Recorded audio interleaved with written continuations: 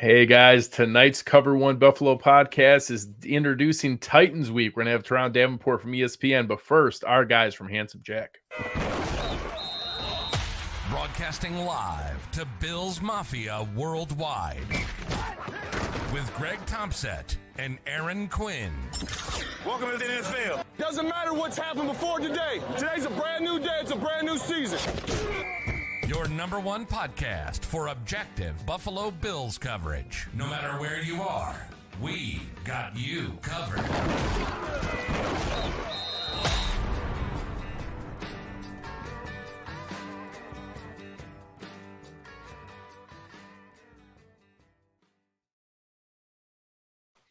Good evening and welcome to the Cover One Buffalo podcast. You are joining your host, Greg Tompsett, along with my partner in crime, Aaron Quinn. Aaron, it is Titans Week. This has been a problem for us the last couple of years. How do you feel this week?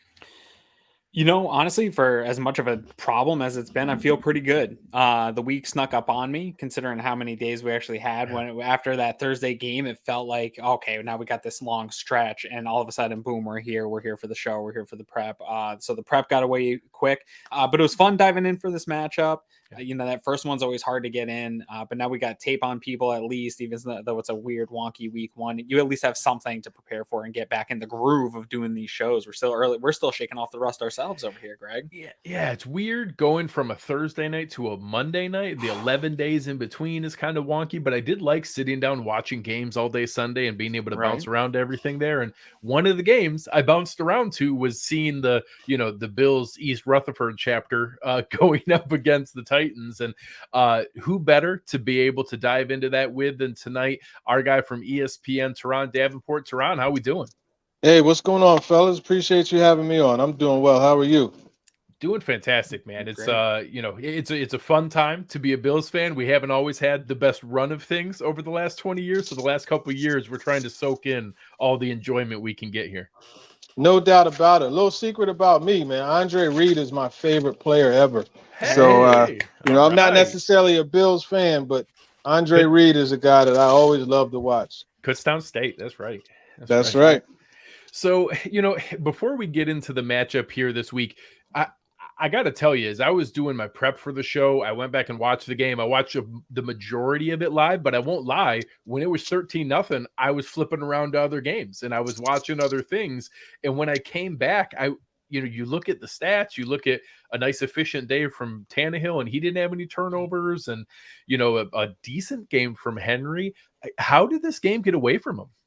Yeah, this game was one of those ones where they could have put it away coming out of the halftime. And, their first series, they were 3-and-out, and literally the very next play, after the punt, Saquon Barkley takes 168 yards, and next thing you know, the dead has arisen. And that's really what happened. Then you had a 3-and-out, and then after that, you had Sterling Shepard, and, they capitalized on a mistake with Christian Fulton. And it's funny because that type of play that Daniel Jones did, throwing it backside like that, that was one of those ones where Josh Allen normally does that kind of stuff. You don't see Daniel Jones doing it. And once that happened, it's a tie ball game. And next thing you know, a team that should have been put away is they have life and they feel like they could win and ended up doing that. Yeah. Aaron's always big on explosive differential, and that was a big one here. Yeah. And I know Greg is going to get into the more on the offensive side of the ball, but while we got here sort of for the overall questions, this offense over the last few years, I don't think people on the outside are always giving them their flowers that they deserve. They've actually been quite efficient of an offense. Tannehill has been a better passer, I think, than people realize. Yeah. Is there concern within the, whether it's the media or the fan base, and the offense stalling consistently against a pretty bad Giants defense, where really that game, regardless of the explosive plays, they should have been able, if history is right about who we think this offense is, they should have been able to continue and not do so poorly on third downs and stuff. Is there concern about the direction of this offense over the last couple of years, or is it just a wonky week one thing that nobody's really thinking much about? Yeah, I can only speak for myself. It's not concerned because, win, lose, or draw, everything still works out well for me. But I will say that, there should be a little bit of concern if you're a Titans fan, if you're a Titans player or Titans coach, because they really need to find out, okay, when teams focus on stopping Derrick Henry, who is going to be the guy that rises to the occasion and tell them, hey, that's a bad move.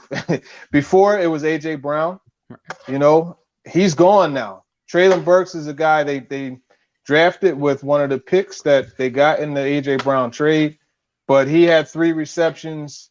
I think it was 40 or 55 yards, something like that. Somebody has to step up. So that is a bit of a concern, for Titans fans and just, people who have a horse in that race. And it should be, because there really isn't any option. And, one of the things that you look at is players make plays, right? So that is something that you have. But at the same time, you have to be able to game plan and scheme to get guys to football. And that's not exactly happening to the extent that it needs to right now. Let's continue on that vein here. Obviously, we're huge fans of Robert Woods. Loved him when he was in Buffalo and knew the kind of offense he was leaving, how he was going to flourish when he went to LA. But, he's still working his way back. I think you can tell he's not all the way back to what his absolutely 100% had been. You have Treylon Burks as a rookie that you touched on, the explosive, an athlete that we did some prep on coming into the draft. But I got to say, I wasn't expecting the game and the camp that I saw from Kyle Phillips. What has he shown, that maybe a lot of fans weren't prepared for with a late round pick like him?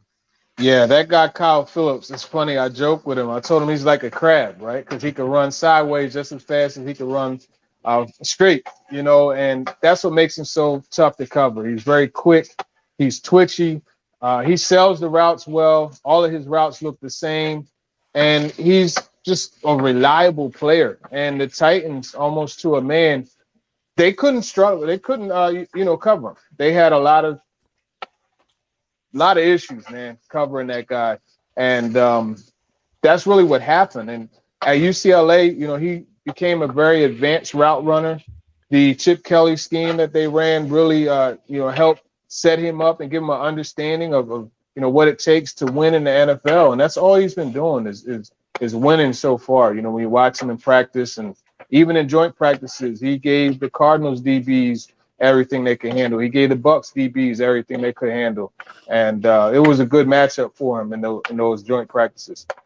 So another one on the offensive side here, I won't lie. I was expecting that the Titans offensive line would maybe take a bit more of a step back, with some of the talent that was lost and not exactly sure what they were going to be this year. But then you look and, no sacks given up, only 5 total pressures, still able to move the ball a bit on the ground.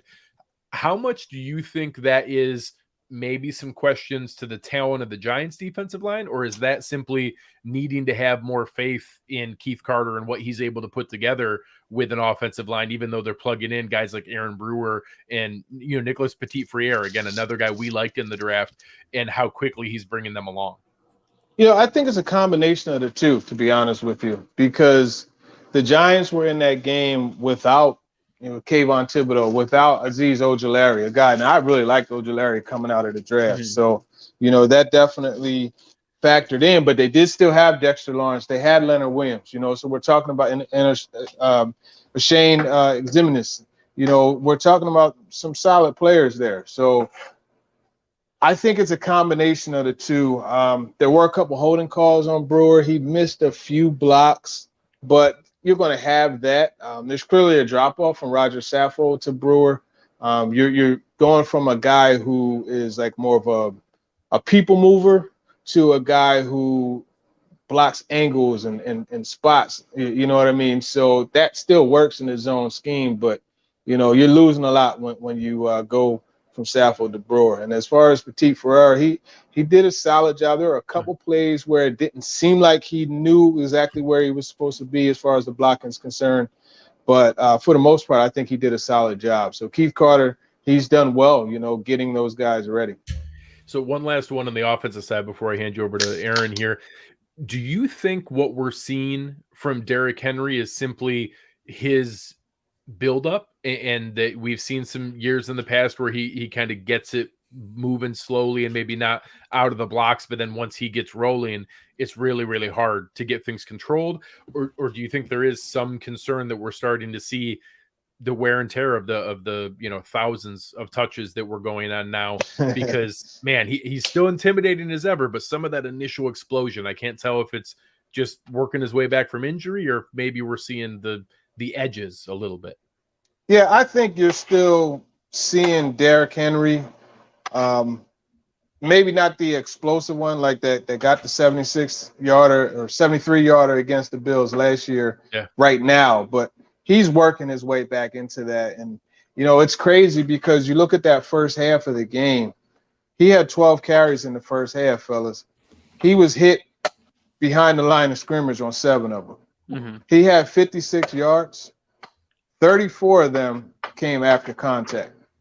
So he's still doing some of the things that Derrick Henry of old has done. But, the big thing is not having that trademark explosive play. It's one game. I think eventually he's going to get back to where he needs to be. And one thing that you have to consider, I don't know exactly what it is, but Wink Martindale, his scheme it seems to be one of those deals where they have Derrick Henry's number. And judging from this past game, regardless of who's in there, they have his number, because the last time the Ravens faced him, Wink Martindale held Henry to, I think it was like 40-something yards or something like that in the playoff game in 2020. So it's a combination, but I think Henry is going to be fine. I would definitely expect to see a Henry that's looking to show what he could do on Monday Night Football against the Bills. And, if Ed Oliver's not playing, that could be a factor. For sure. Now, I'm going to take over here. We're going to talk about the Bills offense here versus the Titans defense. And I actually think I got really lucky the way this lined up. Greg, when we start the season, he got to pick, and it lined up for me to get this conversation with the Titans defense. This is actually, it's really a fun unit, whether or not you're going up against this unit or not. You have to, if you're a fan of football, you got to appreciate what the Titans do. I was talking to Greg offline a little bit, and just kind of even just the drafting and the player bringing in players constantly every year when we're getting ready for a Titans game. It's like, oh yeah, they got that guy. Oh yeah, they got a Rashad Weaver. Oh, this guy. They just do a good job bringing this defense together. But is this going to be the same deal? We've done these prep shows now 4 years in a row. Is this going to be the same thing, a 70% whatever zone defense? Are they going to bring the same type of look at Josh Allen and this Bills offense that they've done over the last 4 years? Or are we going to see a little bit something different here this time? I think they're going to continue to go zone. And it's so interesting because there are some plays, you look at the Bills and what they're doing now with, instead of having Stephon Diggs isolated backside all the time, you see him in the slot, and he's working that two-way go against man and just finding windows against zone. So it's kind of like a pick your poison situation. But I think they are going to use more zone against the Bills. And that's something that they've traditionally done. And it honestly, it kind of baffles me because Christian Fulton, I think, is a solid man corner. He could play zone, but I think he's better as a man corner. So I would like to see them do more man. And Roger McCreary, who, he came in and he's the starting corner. He took over that job for Caleb Farley, which really, really surprised me. Yeah, can we talk about that? So we'll go right into the corners, because obviously Farley, that was one of the big stories for me kind of when we started looking into this game and looking into the side of the ball. Having Farley at 28.3 snap rate for week 1 and McCreary at 98. And that's with obviously Elijah Molden being out here on the IR right now, which I hope he gets well, because that's a guy I love. I'm a big Taron Johnson fan here in Buffalo. And he reminds me a lot of the same type of player. I love those slot dudes that just have nothing but dog in them. So I can't wait for him to get healthy so we can watch him play again. But what is going on with Farley here? Is that one of the bigger stories coming out of Tennessee right now? It is one of the bigger stories as far as the secondary is concerned. As far as what's going on with him, when I talk to him, he says he's confident, but he doesn't always play with that confidence. That's definitely an issue, especially when you're a corner, right? You got to feel like you're the guy. You know what I mean? You have to. And I'm not saying he doesn't feel that way, but you just don't see that. It's hard to explain. It's kind of like with Josh Allen. Like he just has that it to him. You know what I mean? And you can't really explain it, but it's like That's what you need to play quarterback. And I think that's kind of missing out of Farley. McCreary seems to have it, though. McCreary absolutely has it. Now, he had his days where, it was a little shaky, but McCreary absolutely, he has it, and that coaching staff loves him. He doesn't make the same mistake twice, and those type of things are what, will make a rookie, get a spot early. One of the things with Farley, though, that I see, and it could really come to the surface this week against Stephon Diggs, who's one of the best, well, I'll say it, he's the best route runner in the league. It's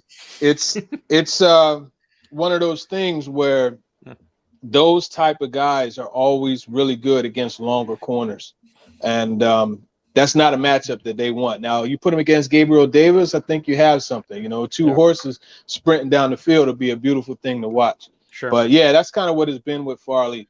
Just kind of transitioning out of his pedal and closing. They're running a lot of curls and comebacks and those type of things against him. And that's what we saw all camp.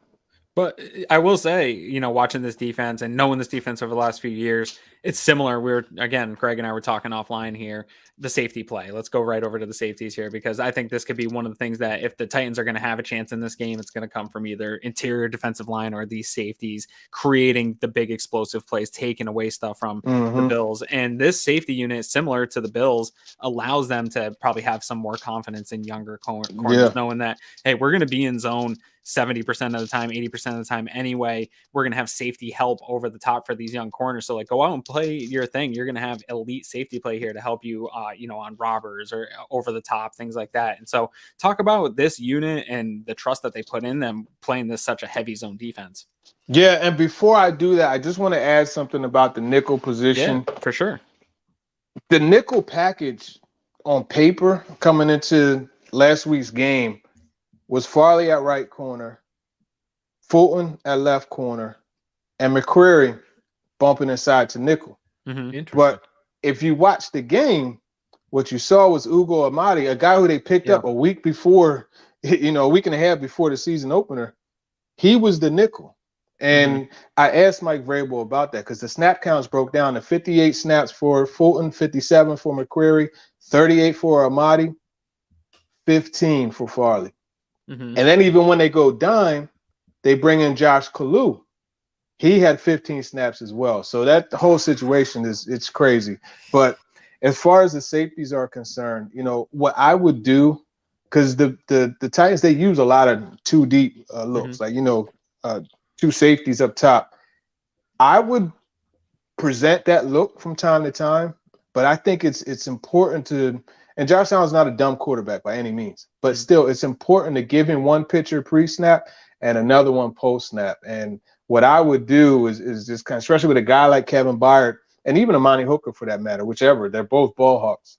Right. With them, I would rotate down, off of that too deep and have either of those guys just kind of come down into the middle of the field and be robbers, and that's what you have to do, especially looking at what the Bills were trying to do with Stephon Diggs so much against the Rams, giving them that opportunity to work the field. Josh Allen could see, hey, look, I got this, but really not have it, and that could be an interception. Yeah, no, absolutely. I totally agree with you. We really hadn't seen, the Rams defense likes to do a lot of that, but I don't think they had the personnel to really necessarily trick a Josh Allen, where I think in that secondary, it starts with safeties and getting that pre and post snap look. I think you're right on that. If they can create some confusion, even if you pause them for a second, just to allow them to get after we'll get somebody like Simmons to get home. Exactly. So talk about this. Let's talk about the whole defensive line as a unit, because that is probably the one most consistent thing when I think of the Tennessee Titans over the last 5 years is this interior defensive line, these edge rushers. You just always seem to have some long edge rushers making, even without Landry, still getting there, creating havoc, getting pressures. Talk about this defensive line unit and the task they have at, keeping Josh Allen in the pocket and getting to him and getting him down. Yeah, I'll tell you what, Josh Allen is a guy that you hate to go zone a man against, because you go man, you got your back to the quarterback, you got everything covered. He finds a crease, deuces. And all of a sudden he's stiff arming you. Right. I mean, Mina Kimes had a funny comment, a really funny comment. She said that, the Bills have a literal buffalo right there at quarterback. And I don't disagree. I mean, look, he led the team in rushes, against the Rams. But you have to be disciplined in your pass rush lanes, and that's really the key thing. You have to make sure that you're filling those lanes because, again, he will find that crease. I think what the Titans are going to do is a lot of things up front, stunts and twists and those type of things. And I remember over the years, Roger Saffold has struggled with that type of look from time to time. So I would imagine they'll do those things because you have to get pressure with that front and drop 7, because the Bills are just, Jamison Crowder is not fair, man. Jamison Crowder's in the mix. You got Isaiah McKenzie, Gabe Davis running deep. This team is stacked. And oh, by the way, they could go empty with Singletary running routes too. So it's a really tough task for them. But I think that's why it's important using that front, and again, those stunts and twists. Bud Dupree is really good with those. He's the guy that kind of slash inside and then they'll loop somebody around behind him. That's one of the things they did with Harold Landry. So not having him is going to be really tough. But Weaver looked nice. Weaver looked Weaver nice. did. Weaver did. He had the 2 sacks. He looked nice. And, with him, it's just about continuing to set that edge against the run, staying in position. I would imagine the Bills, especially with the zone read that they do, he's going to have to not take that cheese, crash down there on the running back and allow Allen to get outside of him. Yeah, for sure. All right, man. It's time. We are going to put you on the spot here. We talked about the offense. We talked about the defense. We're putting you on the spot.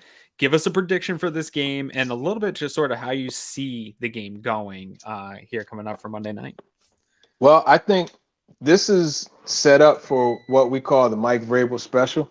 Okay. Right? Where the Titans somehow pull a game like this out. But I don't think this Bills team is anything to be joking with. So, I'll make a long story short.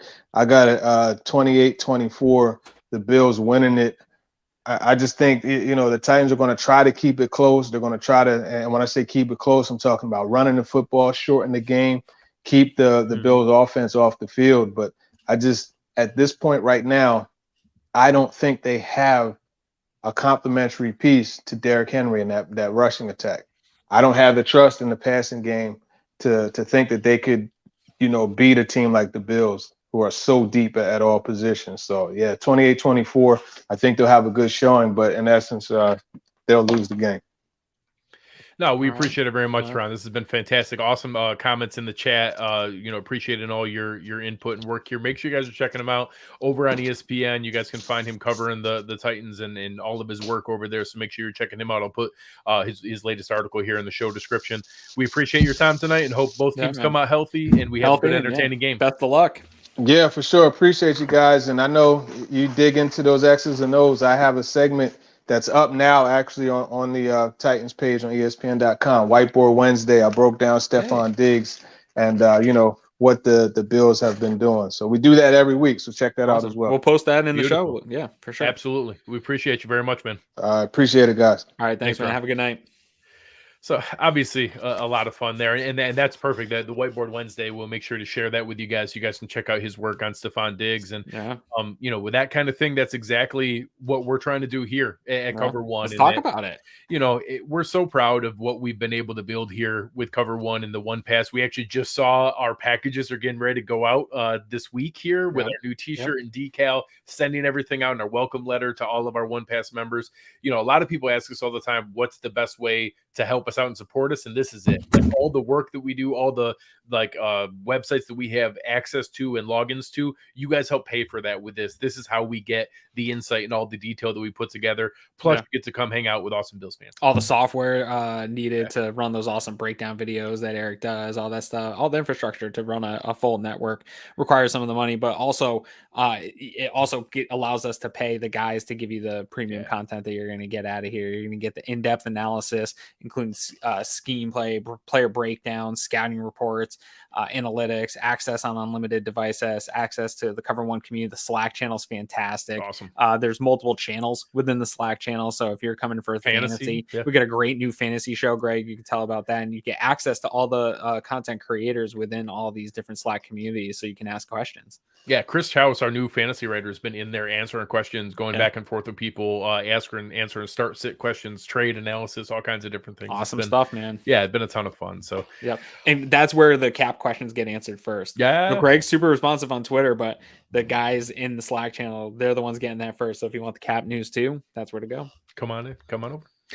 So, from a news standpoint, not a ton going on this week, but maybe one injury we got to monitor here at Ed Oliver. Yep. Limited snaps in the game against the Rams, ankle, left in a walking boot. We saw him on the bike today.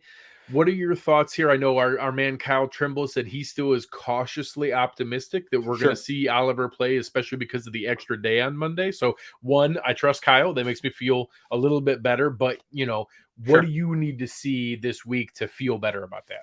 Yeah, ramping up, right? Yeah. Progress every day, continuing on that path. It is a longer week, so I don't need to see necessarily him practicing.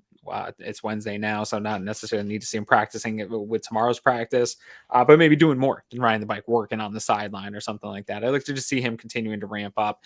I am not in a rush to get Ed Oliver back on the field. I understand the implication of the line in this game and how they look, and we want everybody healthy, all that. I have bigger visions for this season, and Ed Oliver is a big part of that. So if this ankle is even questionable, I say be conservative with it this early in the year. I don't want this to be a thing that's lingering or that he somehow, injures more or anything like that. Let's get it figured out. And you're going to need him at full health going forward. And the real interesting one we kind of talked offline is that Tim Settle was also not. So then you have a couple issues along the defensive line. So I guess watching the both of them and how they trend will be interesting. And then I think a lot of people will be sort of juggling the week if Ed Oliver continues to trend as it's looking maybe not playing. People will start juggling that. Is it Brandon Bryant or Shaq Lawson? That's going to be that game day active and how the Bills are going to play that. I think that's an interesting discussion. And I don't, my initial default was, just play 3 defensive tackles. We have 2 DNs with Basham and Lawson who can both rotate and kick in at defensive tackle. I think we should be fine. If you now have Tim Settle where you're maybe not 100% sure that he can go a full game, like, he ends up practicing, he's going to be active, we feel pretty good, but you're not confident that you're going to get a full game out of him. Right. Now, all of a sudden, maybe it does make sense to have Brandon Bryant, and then maybe you go with 9 defensive linemen, and maybe you make Bryant and Shaq active, and you have to sit one of the linebackers, or you have to sit, one of the extra somewhere else, maybe one of the running backs. I don't know. Maybe they activate Balin Spector and move Tremaine Edmonds to edge. No, that was just for Ant. That was just for Pro Ant. I won't do it again. I won't do it again. I just want him to have that moment. Pro Haskell got to you. Got to you. So, my guess is we're going to know obviously a lot more as we see both Settle and Oliver's practice reps, what they're able to do. If we could see limited tomorrow, even limited on Friday, but maybe a full go on Saturday, I think we've got a chance to be able to get them back here. But if not, I'm okay. That's what now the benefit of having guys like that, where you can do a practice squad call up for Brandon Bryant and you can make Shaq Lawson active. And, from an NFL talent level standpoint, you're not losing a lot when you have to go that route. If we need to try, obviously neither of them are Ed Oliver, so I'm not saying not losing a lot from there, but having NFL caliber rotational guys in there, I think we can do it. And obviously we've seen what Jordan Phillips did in that first game, so I think that he certainly can hold his own in a game like this to be able to go that direction. So something to monitor here. Anything else that you were keeping an eye on before we get into our game predictions? Well, actually, here, I'm trying to pull it up here. The Titan X has a good question here. Do we think we see Bernard play a bit against the run formation? So going into this week, I dig into the stats and look at the stats and kind of, look back at the last 2 or 3 matchups. If it's a team like the Titans that they've played over and over again, and just sort of kept coming back to this question of like, is this going to be a team that is able to pry the Bills at a nickel, right? Like if there's going to be a team that does it here in this first few games, it's going to be them. They're going to be a physical team that's going to try to do it, I think, and has had some success in running the ball. Although I think the success that people think Derrick Henry has had against the Buffalo Bills is a little bit overstated and a little overinflated by one large run in the last game. But still, I think, there's a test physically here for this defense. And is Discipline. this the type of team that is going to get them out? How do you feel about that? I don't know that Bernard's better than Turron Johnson in stopping the run either.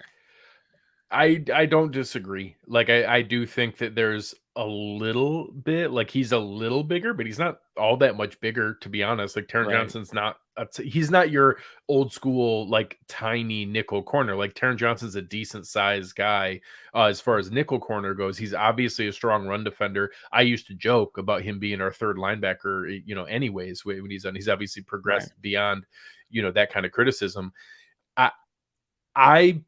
I think we can see it in a couple sets if they bring in some of the fullback pieces that we've seen. Torrey Carter played, I think, 12 snaps for them last time. If you tell me that on 12 snaps we have the Turron sit and bring in, would it be Saran Neal Bernard? Maybe, or It could be honestly. Maybe you go that route. Maybe it is Saran Neal. Maybe I don't think it's Balin Spector. I think it would be Balin Spector. At least you're talking, he's 40, 50 pounds bigger than Turron Johnson. They're not putting him in a spot. I don't think so either. Early. That used to be when we had AJ Klein, like you at least he was the kind of guy where now you're talking 40 or 50 pounds bigger, and like he's actually able to bring a little bit of oomph into those situations. That's kind of where I'm at. Yeah, like because Bernard's really brought into more like Milano of like, hey, look at this rangy coverage, or we can blitz. We can and Tannehill, there's no situation to blitz Tannehill. Let's rush forward at him and get him to the ground, right? So like that doesn't necessarily make sense for me. I don't think they're going to be able to pull the Bills out of nickel. Yeah, and Steve asking a similar question here. I don't. If it is, I think we would see Bernard. I think that Bernard was getting snaps over Dodson, but it's a coin flip. I don't think that's a slam dunk. It could be Dodson. I don't think we see it. I think that it would be maybe if we see both tight ends, if they have Swaim on there and Okonkwo, both on the field, and they bring in Torrey Carter, that kind where it's like a 22 personnel in those limited snaps. And they ran that 22 personnel, it looks like about 10 times last game. If you told me in those 10 snaps we had the third linebacker on and Turron sat down, maybe. Turron's got more dog than all those guys now. I'm not setting them. I just don't think that we see it more than that. That would be the max, and it would be that real situational. Situational. We will not see it as a base. I will guarantee that. Nickel is still the base. Nickel is still going to be 80%. And I won't be shocked if nickel is still the 100% of the snaps and Turron just doesn't come off the field. I don't think it's a guarantee. Yeah, somebody's here saying, Darth saying, I could see Bernard in the second half on blitz packages. I don't think you're going to see blitz packages. Like I think the Bills. I don't think we're blitzing anybody. No, they're going to drop back and throw, and they're going to go forward, and they're going to get. They built this defensive line so you don't have to blitz. They built this defensive line so we when they play Tua and Mac, you'll see a couple sprinkled in because it's going to be fun and just to put it on film. Honestly, just to put it on film to make the other quarterbacks look good. But look at, the Cardinals were idiots.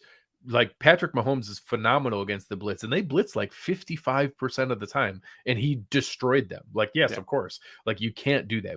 Now I'm okay with simulated pressures. I'm okay with simulated blitzes or sending Turron and dropping. Correct. Where they don't know, and we saw that there was one play where Von Miller and Jordan Phillips dropped back into coverage. It was the only one all game for those two, but you got to put that on film where every once in a while you don't know which 4 guys are coming, but we only need to send 4 because that's why we built this awesome defense. Because they're all dogs. Yeah, that's exactly why we built it, is to be able to do that. So we'll see where it goes, but I will be surprised, and I do think that we will see them maximize the defensive linemen who are active today because of that run defense. So I think we might see 9 defensive linemen regardless of whether Oliver or Settle are ready to play.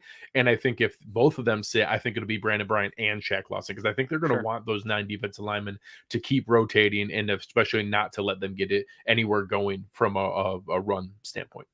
Yeah, I don't disagree with that.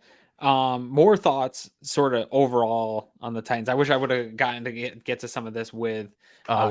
With Turron here, because we were talking offline, and this Titans team all week long so far, and looking at him, Greg, I just keep looking at this team as we talked about it maybe, 4 years ago, that Patriots game was their pinnacle of, hey, this team's a competitive team that can knock Tom Brady out of the playoffs the last time as a Patriot. Maybe they're at the top of the AFC, even though they had that 1 seed. They just feel like a team that's overperformed and is not as good necessarily as they're billed as. And even the last 2 times they beat the Bills, one was a wonky COVID one, and then the other one had some wonky plays baked into it Rescheduled too. 3 times. Wasn't that like Yeah. Tuesday afternoon football? Yes, and they had like their whole team practice. There was a bunch of drama around it, and they did the us against the world thing somehow. They twisted that into a us against the world moment. Even though they were the ones that caused it. Yeah, it was super weird stuff. So like I don't take it that like, oh, this is some team that's got the Bills number and Derrick Henry's got the Bills number. I think there's like a weird idea out there that exists, and I don't think it's true. And I think this is a team that's a descending team, and yeah, they were 13-4 in 1-score games over the last 2 seasons.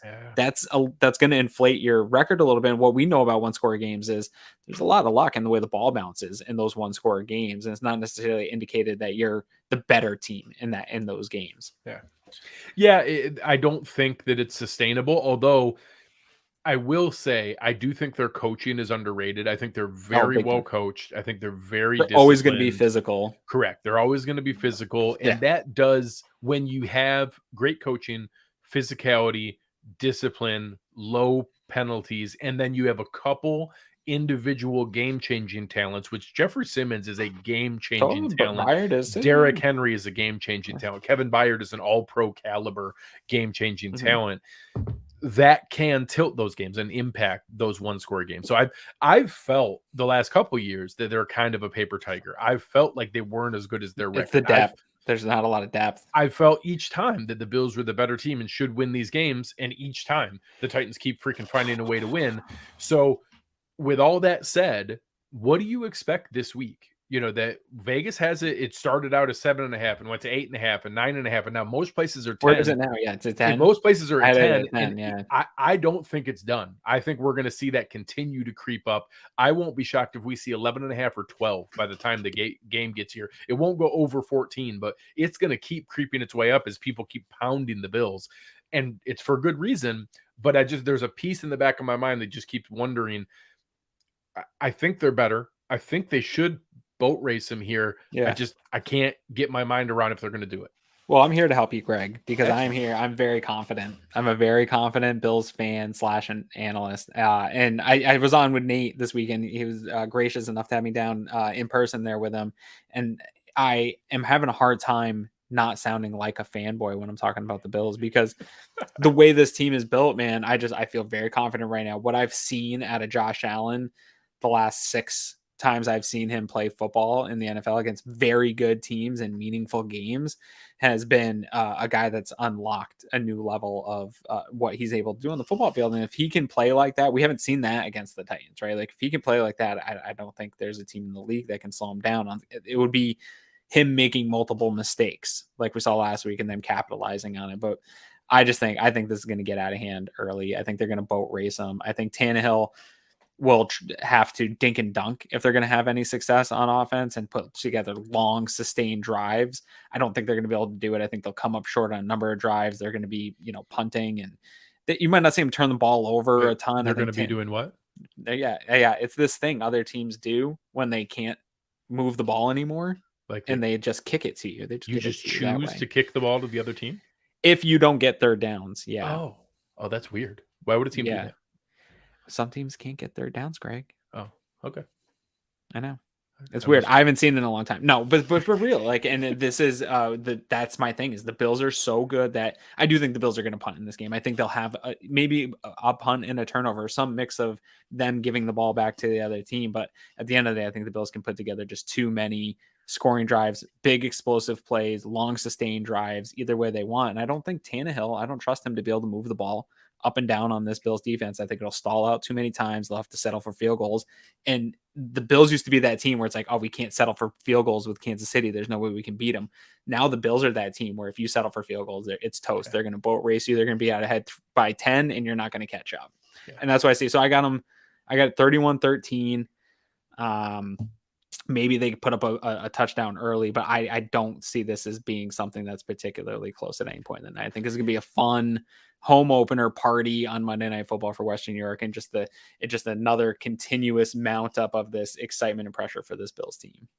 Yeah, I think Jason is spot on, and you said something along these lines earlier in that You want to know who remembers the Bills losing to the Titans the last couple of years? Oh, Josh yeah. Allen and Yeah. all the guys And in Sean that locker McDermott. room, and Sean McDermott and all the coaches and everybody there. Brandon Beane. They Beane's probably pumping remember that this team has beat them the last couple times, and that is going to be the motivation that they need. They are absolutely going to be completely dialed up for this. I think they're going to be there and ready to go and put on a show in front of these fans. And I do think this defensive line is going to be a game changer for us this season. I think that they're going to be able to continue to bring the pressure that all it takes is putting the Titans behind schedule once in a drive and they're done. They have to stay on schedule. They have to get 5 or 6 yards on first down. They have to get it to 3rd and short. They have to stay on schedule in order for them to convert. And if you put them in that kind of position, all of a sudden it can steamroll, because if the Bills get a lead and they turn them into a one-dimensional team that has to pass, and now you let that defensive line pin their ears back against the lesser part of that team, that flywheel is just going to start snowballing, and it's just going to go downhill. And I do think we see it. And I'm one field goal off from you in both directions. Okay. I got it 34-16, and I think that the Bills beat them 34-16. And I do think that they put up the kind of performance that we expect against a team that on paper, the top 3 or 4 guys for Tennessee are there. But man, does it drop off quick after that, and just the depth of talent between these two teams. It'll be suffocating. Yeah, if you go the 5th best guy to the 35th best guy, it is crazy how much deeper the Buffalo Bills are, and I think eventually that's gonna come along. Yeah, and I really do think like that is what gives me the confidence in this team right now. Not looking ahead, but just knowing the way the NFL is in terms of depth is, the fact that they're really going to match up with most teams like that. They did it against the Rams. That was the depth of the Rams didn't match up, and it was too suffocating long into that second half. I think you're going to see the same thing in this Titans game. I think you're going to see that a lot in these games. That I think the Bills will have a lot of boat racing type games, and it's just going to be that they are so overwhelming, and that they have 2 rows of starting defensive linemen rotating in and out throughout an entire game. They have multiple cornerbacks that can come in and spell each other, and there's not a huge drop off at that position, and the play is good. And just, wide receiver room, same thing, able to rotate Crowder and McKenzie and get all these guys in and throw in all these different types of formations you're seeing Ken Dorsey throw in. And so being able to be multiple like that and have that type of depth is just such a challenge in the NFL when other teams are barely struggling to get, field teams without huge holes and weaknesses in their starters. Yeah, it is crazy, and I know, it's definitely understandable. And Bo, I'm and right we here. might come to post game. We might be having our tail between our legs. We've been here before, Greg. You and I have been here before. Titans post game shows, I've been furious because we were better than that team both times. And Bo, I'm with you, man. It is weird to see how good this team is and how long we've been waiting for it, but there's nothing wrong with enjoying how the good team this has to stay is. humble. I do. Yeah, correct. That is spot on. The Yeah. team has to stay humble. Sean McDermott has to keep them Correct. fed with humble pie. And that you just remember that 2007 season when the Patriots went undefeated during the regular season. Belichick was famous, and that Welker and Brady were wearing humble pie shirts because he would tear them down in film every time. And that's what we talked about coming out of this Rams game, is that having those turnovers gave him the ammo he needed to knock them down a peg. And like, hey, you guys were not playing the disciplined kind of football that's going to win a championship. That is not good enough here, even though they won 31-10. And even though they could have easily blown them out by more than what they did, the fact that he gave them that ammo to have that painful film room that I'm sure he put them through, that's the kind of stuff that's going to keep them humble and hungry, and we can just be the overconfident blowhards. Yeah, it was fun this weekend. Saturday, we went to a housewarming party for some folks that are actually Tennessee Titans fans, friends of ours that are from Tennessee, and they were watching the Vols game and stuff. And I wore a retro Bills 90 shirt, and I asked my wife, I'm like, is this okay? Can I wear this? Does that work for?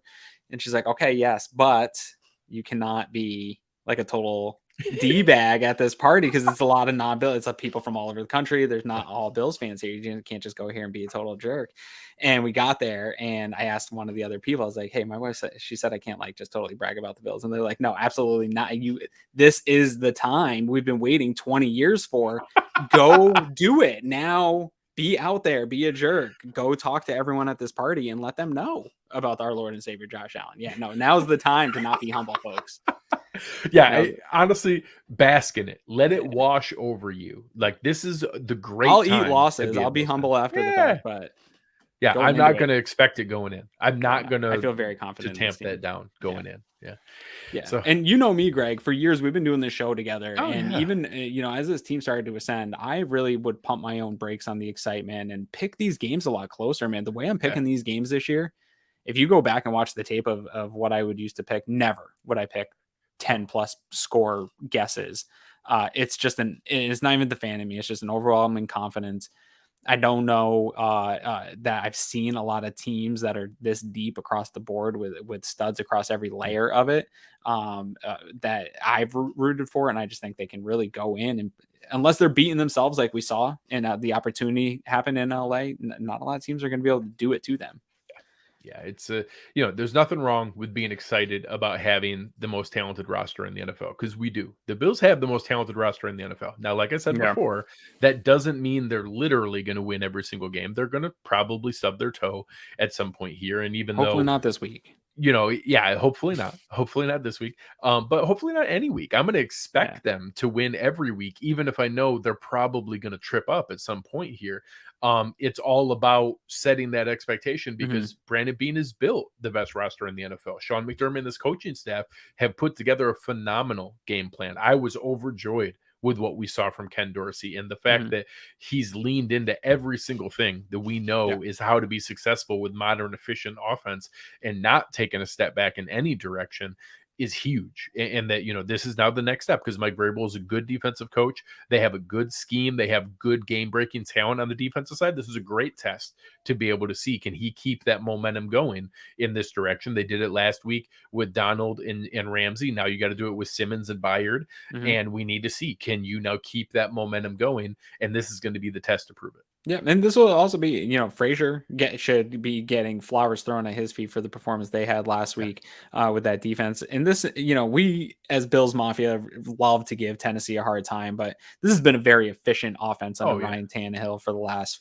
3-4 years, and an offense that has put up a lot of points in games and been able to keep in shootouts with teams. And he's played well. But I think you're going to see another really fantastic performance from Leslie Frazier going forward. They just seem dialed in, both sides of the ball. The coordinators seem dialed in with their personnel. There's a good relationship there, and you can see it coming through on the field. And I think they're going to both put together nice performances again that just give us that continued confidence going forward. So anything else for the people to watch out for and what you're going to be doing? How do you do your food and pregame warm up when it's a Monday night game? It's throwing me off. I think am I going to do my steak on Sunday because it's the night before the game? So I don't do, so my steak ritual that I have would be the breakfast sandwiches that I do. If you follow me on the social media, I do. You know what? I'm a pretty good cook on a lot of things, but my breakfast sandwich, I will put it up against anybody's. Like the care and tenderness that I put into every aspect of it. It's special. It's made with love.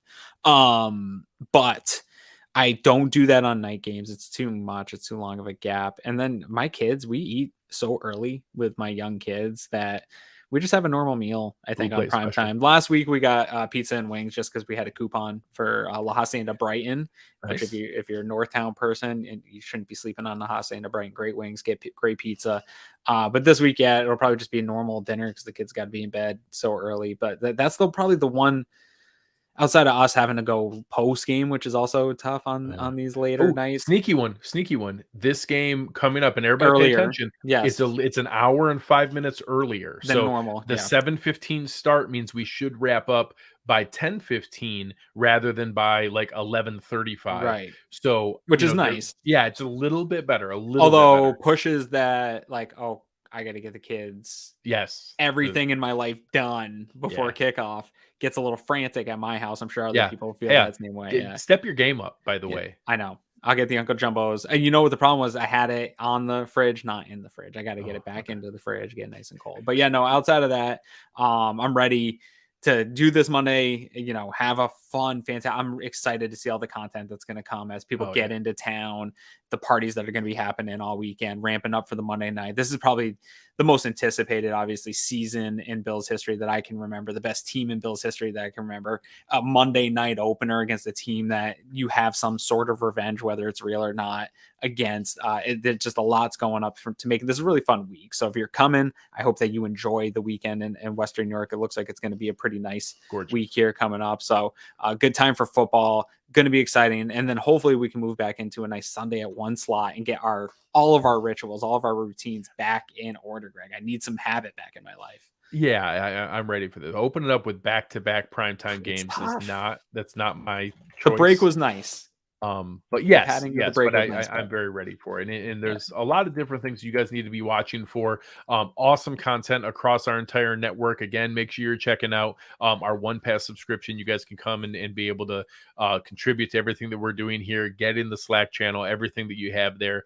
It's going to be a fantastic opportunity to be able to watch all the different shows. We've got shows every single night of the week going live for you. All the new fantasy content. Make sure you're checking out Chris Chow's fantasy content. He's doing multiple videos every week. Really excited about bringing him aboard.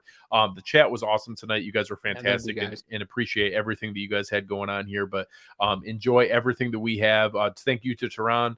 He was awesome jumping on here tonight, and to our sponsor, Uncle Jumbo. We appreciate you guys so much. So, but that's going to do it, guys, here on behalf of Aaron Quinn. I'm Greg Tompsett. You've been listening to Cover One Buffalo, and we are out.